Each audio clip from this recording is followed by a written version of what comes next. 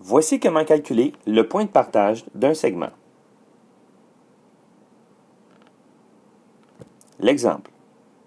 On détermine les coordonnées du point P qui partage le segment AB dont les extrémités sont A, 1,-4 et B, 17,0 dans un rapport 3:5 en effectuant les calculs ci-dessous. Pour nous aider à mieux comprendre le problème, on va représenter le segment en question. Donc, vous voyez le segment AB. Vous voyez le point P qui est situé au 3:5, au ratio 3:5 du segment.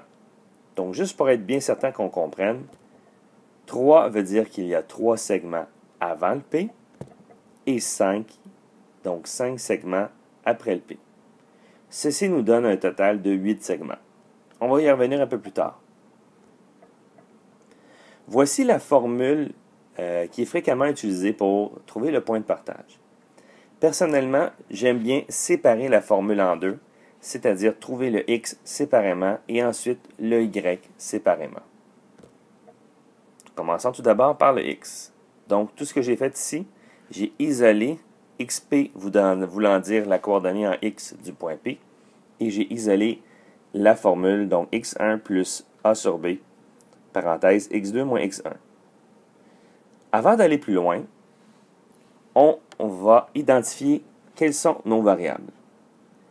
Dans le cas qui est présent, c'est très important de bien identifier quel est mon premier point du segment et quel est mon deuxième. Dans ce cas-ci, on vous parle du segment AB. Donc, le segment commence de A et va vers B.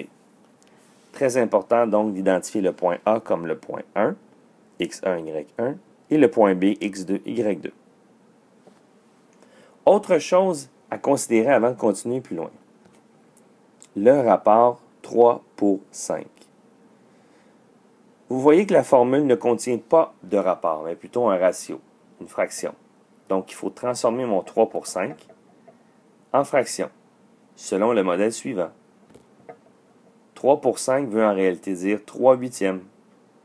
3 segments sur les 8 au total de notre segment AB. On peut maintenant continuer. XP, on remplace encore une fois la coordonnée x1, 1, plus 3/8, parenthèse 17 moins 1. On continue nos calculs, ce qui nous donne la coordonnée en x égale à 7. On fait le même principe, c'est la même formule pour le point YP. On remplace nos coordonnées y1, y2 à l'intérieur. Une fois tout simplifié, on obtient yp est égal à moins 2,5. Tout ce qui nous reste à faire maintenant, c'est de mettre le tout ensemble.